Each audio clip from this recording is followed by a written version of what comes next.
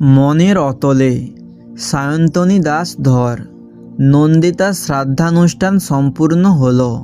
দু একদিনের মধ্যেই ছেলে মেয়েও ভিন্ন রাজ্যে যে যার সংসারে ফিরে গেল। ওরা নিখিলেশকেও সাথে নিয়ে যেতে চেয়েছিল, কিন্তু আমি নিজের বাড়িতে তোমাদের মায়ের স্মৃতিটুকু নিয়েই বাঁচতে চাই। সকলে চলে যাওয়ার পর ফাঁকা বাড়িতে একা একা ঘুরে বেড়ায় নিখিলেশ। নন্দিতার শাড়ি, সাজগোজের সামগ্রী, আঁকার খাতায় পরম মমতায় হাত বোলায়। নন্দিতাই যে তার জীবনের অবলম্বন ছিল। প্রায় 30 বছর আগে সেই কঠিন সময়ে নন্দিতা পাশে না থাকলে হয়তো নিখিলেশের জায়গা কোনো মানসিক হাসপাতালে হতো। সরল সাদাসিধা নন্দিতার জীবন ছিল খোলা বইয়ের পাতা। বরং নিখিলেশই থাক, আজ আর সেসব কথা মনে করতে চায় না সে। ঘুরতে ঘুরতে নিখিলেশ নন্দিতার সবচেয়ে প্রিয় জায়গায় আসে। এই ঠাকুর ঘরেই ইদানিং নন্দিতা বেশি সময় কাটাতো। নিখিলেশ আবার ঠাকুর ঘরের চৌকাঠ মারাতো না।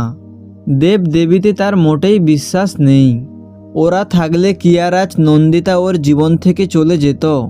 পায়ে পায়ে আনমনে নিখিলেশ ঠাকুর ঘরে ঢুকে শিবলিঙ্গের গায়ে হাত ছোঁয়ায়। একটু চাপ পড়তে শিবলিঙ্গটি ঘুরে গেল। তার নিচে মেঝের ভেতর তাকের মতো রয়েছে। পরম বিস্ময়ে নিখিলেশ সেখানে আবিষ্কার করল একটি ডায়েরি ও সোনার সেই বিছেহার খানা। মাথা ঘুরে গেল নিখিলেশের। ডায়েরি পড়তে শুরু করলো সে। আজ নিঃসন্দেহ হলাম, কেয়া ওনার শুধু কলিগ নয়। ওর পকেটে সিনেমার টিকিট, শার্টে লিপস্টিকের দাগ, রাত করে বাড়ি ফেরা, আমার প্রতি উদাসীনতা, ছেলে মেয়ের প্রতি অনাগ্রহ, এগুলো আমার সন্দেহ বাড়িয়েছিল। আজ পকেটে বিছেহারের রসিদটাও পেয়ে গেলাম, কিন্তু বিছেহার আমি পাইনি। তাহলে কি কেয়ার জন্য? কেয়ার সঙ্গে বন্ধুত্ব পাতালাম ওনার অগোচরে। আজকাল কেয়া আমাকে খুব বিশ্বাস করে। বিছেহারখানা দেখালো আমাকে, বলল ওর প্রেমিক দিয়েছে। ইচ্ছে করছিল গলা টিপে মেরে ফেলি। না, ধৈর্য ধরতে হবে। ও স্পেশাল শরবতটা খাইয়ে এসেছি কেয়াকে। কেয়া আর এ জগতে নেই। সকলে জানল হার্ট অ্যাটাকে মৃত্যু। কেবল আমি জানি, আসলে উনি খুব ভেঙে পড়েছিলেন। কলিগ বন্ধু আর নেই। আমি শক্ত করে ওনার হাত ধরলাম, পাশে দাঁড়ালাম।